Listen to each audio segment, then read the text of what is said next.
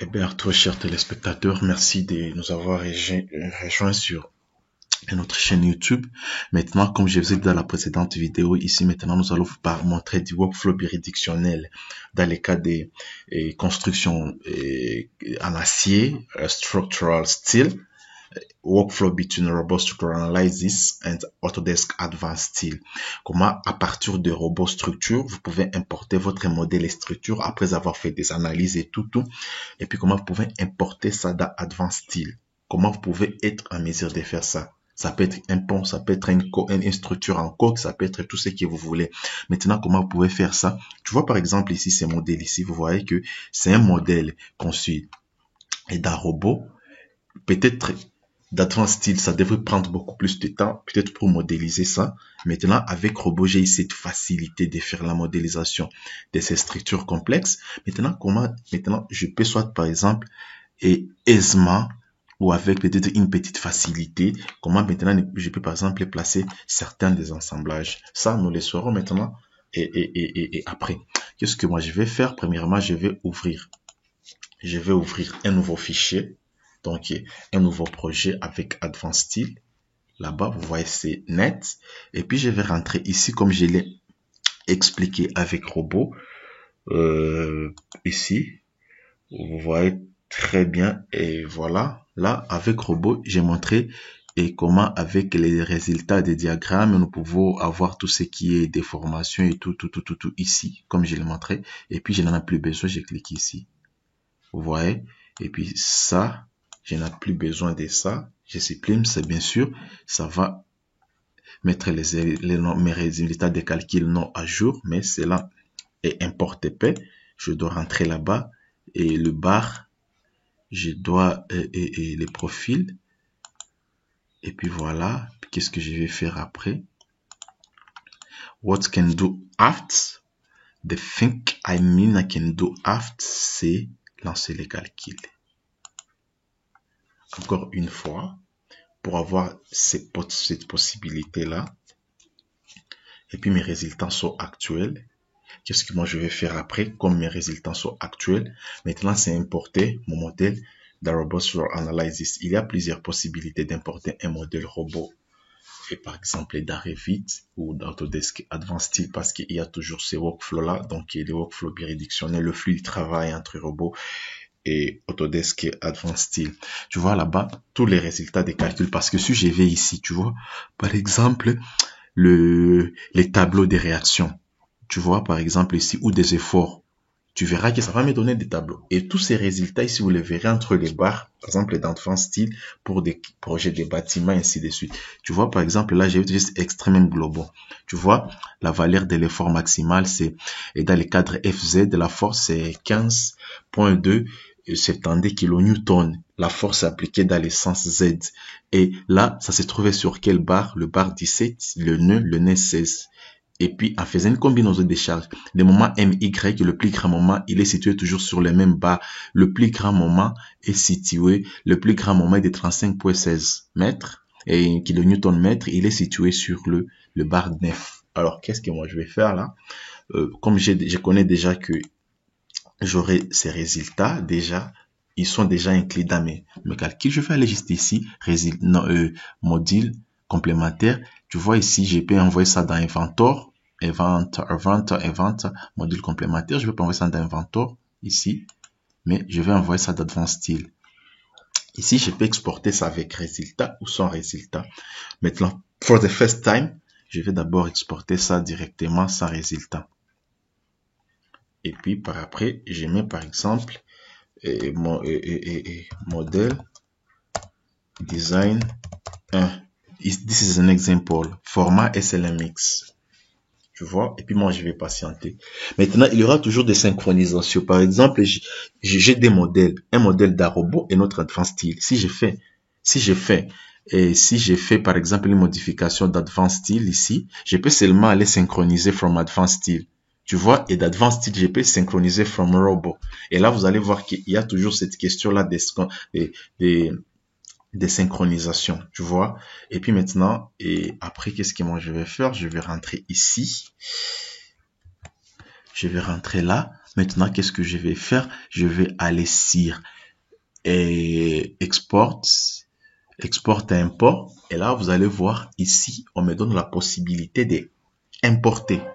Là, je vais importer un format SLMX. Et là, vous allez voir ici, vous voyez tous les modèles, mon modèle design. Je vais aller là. Et puis, il va commencer à importer. Vous voyez ici, ça me donne définir les noms conventionnels, les types d'acier. Tu vois, c'est acier de traitement thermique E24. Tu vois, c'est reconnu directement. Et puis par après, tu vois ici, c'est entrée d'état de l'import. Je peux cliquer sur OK, ainsi de suite, ainsi de suite. Et là, I'm gonna just be waiting. Je vais patienter jusqu'à ce que ça finisse ici. Dès que ça finit, j'aurai mon modèle ici. Et clique. Voilà mon modèle robot. Voilà mon modèle robot d'Advanced Steel. Vous voyez que tout ce que nous avions conçu avec robot, vous les retrouvez d'Advanced Steel. Tous les modèles que vous voyez là, vous voyez très bien que tout est connu. Tu vois, peut-être, imaginez si je devrais faire ça d'Advanced Steel. Imaginez le nombre de temps que ça pourrait me prendre. Et puis, si je clique sur ce modèle ici, c'est reconnu, vous allez voir, et ça va me donner des caractéristiques et tout. Il y a des informations dedans. Le métal, tu vois, c'est l'acier traitement thermique E24. Et ça peut être des types de classes D135. Tout ça, maintenant, vous pouvez peut-être changer ici. Mais le plus important, c'était juste de vous montrer ça. Vous pouvez changer la position. Vous pouvez peut-être soit faire une rotation. All things you want, you can do it. Tu vois ici. Et puis par après, tu vois les repères et tout, les comportements, les matériaux, et puis les propriétés, les positions, tu vois, ainsi de suite. Tu vois là. Et aft, et ici, je vais aller là. Tu vois, par exemple, et je peux, par rapport à la visibilité, ça peut être deux filaires. Ma visibilité peut être masquée. Tu vois, je peux voir, ça peut être real. Il y a realist, tu vois, là, ainsi de suite. Tu peux changer tout ce que tu veux. Je peux aller ici, for example, je clique ici, je peux faire une sélection similaire. Tu vois là, je peux sélectionner les éléments similaires, tu vois. Je peux peut-être faire une sélection par des éléments, ainsi de suite. Aft, j'ai la possibilité de modifier la propriété en termes de couleurs, tu vois là-bas, I can just change the color here. Je peux mettre par exemple, je peux mettre ça en rouge. Ça, c'est juste un exemple. Et puis, je peux appliquer sur l'ensemble de mes éléments que j'ai sélectionnés. Maintenant, après, qu'est-ce que vous pouvez faire? Par exemple, je peux faire des assemblages. Tu vois, par exemple, entre ces deux éléments ici, ça sera des soudures. Et je peux aller ici, objet, et là, le débit, tout. Vous voyez ici, c'est la vérification, donc vérification des conflits. Vous voyez ici, on me donne la possibilité des points de soudure. Là-bas, les soudures créées et non. Là, c'est la soudure. Je vais sélectionner les objets. Par exemple, cet objet et cet objet ici. Sélectionner. Et puis, on me dit de choisir les points où je vais mettre les soudures. Ça va être là-bas. Vous voyez. Et puis ici, on me donne la possibilité de faire un choix. Aucune soudure, ça peut être une soudure en arc électrique, ça peut être une soudure à terme, à forme U, ça peut être une soudure en V, ça peut être une soudure bord droit, tous les types de soudures que vous avez étudié en classe. Une soudure d'angle, moi je mets en V. Et voilà, vous allez voir que les soudures est là, c'est reconnu que ces deux pièces ici, ils sont soudés, ainsi de suite, mais je peux peut-être aller plus loin. Et puis par après, qu'est-ce que je vais faire après? Maintenant, je dois passer par les assemblages. Là, maintenant, I'm gonna check quel assemblage est adapté ici. Ici, nous avons plusieurs types d'assemblage. Tu vois, par exemple, ici, assemblage dégoussé avec dégoussé et sur un diagonale. That just is an example. Si je vois que ça ne me plaît pas, je vais créer mes propres assemblages personnalisés et les recréer comme je le fais dans Revit ou autre. Tu vois, ici, ça sera un assemblage de ces deux éléments ici, les assemblages des éléments principaux avec ces éléments secondaires ici. Vous voyez, j'ai patienté, je patiente. Vous voyez, là-bas, tu vois, par exemple, pour ce type d'assemblage, tu vois ce que ça me donne là. Tu vois, Et puis moi, je peux modifier tout ici. Donc, je peux tout modifier ici, tu vois. Je peux tout modifier ici. Donc, je peux faire des modifications ici, les bibliothèques, tu vois, les calculs. C'est ce que moi, je voulais vous montrer. Vous voyez, et ici, si j'avais, tu vois, par exemple, je peux voir la valeur ici. Je peux voir la valeur du moment ici. Les moments, les N et les V, comme nous l'avions fait dans Robot ici. Et pour avoir les tableaux des éléments, comme je vous ai montré, pour ce qui est des réactions et des efforts. Je peux mettre ces valeurs ici et vérifier cet assemblage est conforme. Ça va me donner le nom des calculs. C'est un exemple par rapport à mon assemblage. Tu vois, par exemple, ici, je donne un effort, par exemple, des 4 kilonewtons, n'est-ce pas? Selon Eurocode, ici. Vous voyez? Et puis, je vais faire une vérification. Vous voyez? Je patiente. Je peux cliquer ici sur une vérification automatique et le nom des calculs. Tu vois que c'est non calculé. ASCII. Vous voyez, ici pour l'American Association, là, il y a les valeurs et puis je peux vérifier ici. Les prédimensionnements. Souvent, ça donne, attends. Je ne sais pas pourquoi ça donne pas, mais souvent, ça doit calculer ici. Parce que là, déjà, l'assemblage est presque là, mais c'est pas ça l'assemblage dont moi j'ai besoin. Je voulais juste vous montrer parce que vous avez la possibilité de modifier cet assemblage. Prochainement, je vous montrerai comment vous pouvez maintenant placer tous ces assemblages ici. Les choix du type d'assemblage, tu vois par exemple là, les diamètres, tu vois ici, les diamètres et de l'épaisseur de la platine et les distances perpendiculaires à la diagonale, distance perpendiculaire à la deuxième poutre. Par exemple, si je peux mettre ça, c'est juste un exemple pour voir. Vous voyez? Et puis, pour les deuxième poutres, je peux mettre par exemple aussi ça pour voir. Vous voyez ici, pour créer des distances. Tu vois là, ce sont des distances pour faciliter. Je peux faire aussi des décalages. Le boulon, je peux changer les diamètres des boulons. Tu vois là-bas, les nombres par ligne. Je peux mettre par exemple un 1. Vous voyez, ça sera pas possible. Tu vois, je dois mettre toujours 2 boulons. Je peux mettre 3 boulons. Ça dépend. Donc, tout dépend de ce que vous voulez. Et puis, par après, les boulons en diagonale. Vous voyez ici, les boulons en diagonale vont être le nombre de combien? D'un, un, la projection, tout. Vous pouvez changer là-bas. La distance, les raidisseurs et les coiffes.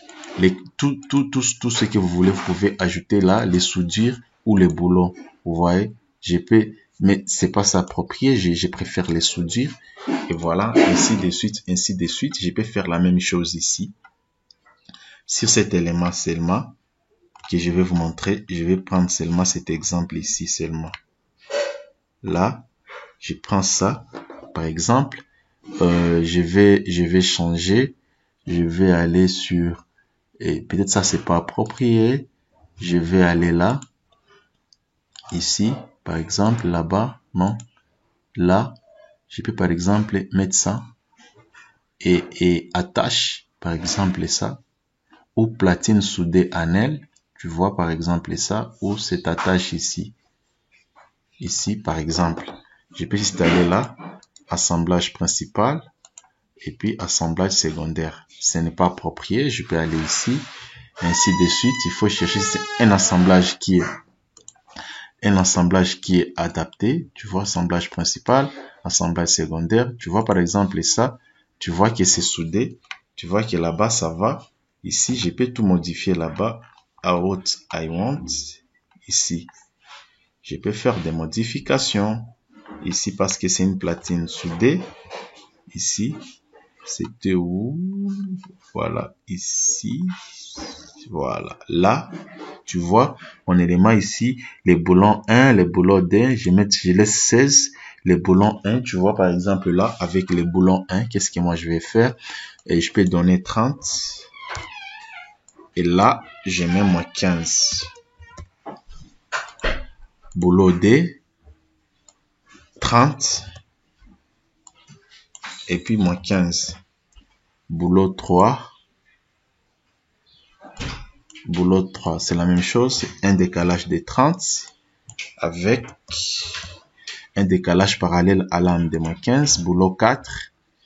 La même chose, je mets 30 et puis un décalage de moins 15. Ainsi de suite, vous allez voir ici, tu vois, décalage de l'âme. Et puis maintenant, je vais aller sur la poitrine et ma platine. Platine, je vais mettre 25 ici. Et je peux mettre d'abord 10. Et puis je vais aller ici, distance, projection gauche 25. Projection droite 25. Ouais. Ouais, là-bas. Et puis je peux mettre 30 peut-être. Je mets même 40. Et 40 ici. Ouais, voilà. C'est comme ça qu'on fait les assemblages avec Advanced Style. Et ainsi de suite, je peux vérifier ça, je vais vérifier les calculs, je vais synchroniser d'arrobon, ainsi de suite. Le plaisir a été pour moi de vous présenter cette session. Et puis par rapport, vous pouvez continuer l'ensemble et désassemblages. Si vous voyez que l'assemblage que vous faites ici, par exemple, ça n'est pas conforme, par exemple, aux exigences techniques des cahiers des charges, soit selon la Banque mondiale ou l'Union européenne ou notre firme internationale. Maintenant, vous pouvez créer vos assemblages et d'une manière personnalisée. Je vais vous montrer ça, comment vous pouvez faire des assemblages et à la main. Donc, comment vous pouvez créer des boulots manuellement, comment vous pouvez créer des platines, tout. Donc, je vais vous montrer ça, comment vous pouvez faire maintenant des assemblages qui soient adaptés à ces structures complexes. Maintenant, si ça devient encore plus compliqué, là, maintenant, nous pouvons faire ce que nous appelons maintenant les generative design ou la programmation visuelle en utilisant, par exemple, les dynamos ici d'Advanced Style. Là, maintenant, je vais générer les structures très complexes et puis je vais générer des assemblages qui vont me permettre de suivre donc quand la tâche devient plus complexe, ça nous laissons la tâche à une aide assistée par l'intelligence artificielle. Là, maintenant, c'est la programmation visuelle avec Autodesk Dynamo for Advanced Style. L'honneur a été pour moi de vous présenter cette session. Merci beaucoup et bon début de la semaine chez vous. On se retrouve prochainement sur une autre session dédiée toujours aux solutions Autodesk BIM 2024 parce que là, la prochaine fois, je vais vous parler des robots 2024 parce que c'est déjà le cas, c'est déjà sorti depuis la semaine passée. Et puis, nous allons vous montrer toutes les fonctionnalités, les nouveautés sur Robot Structural Analysis 2024, qu'est-ce qu'on a ajouté, qu'est-ce qu'on a amélioré. Le plaisir a été pour moi de vous présenter cette session. Bon début de la semaine chez vous. Peace and love. Et que Dieu bénisse la République démocratique du Congo. Au revoir et bonne suite de la journée chez vous. Bye bye.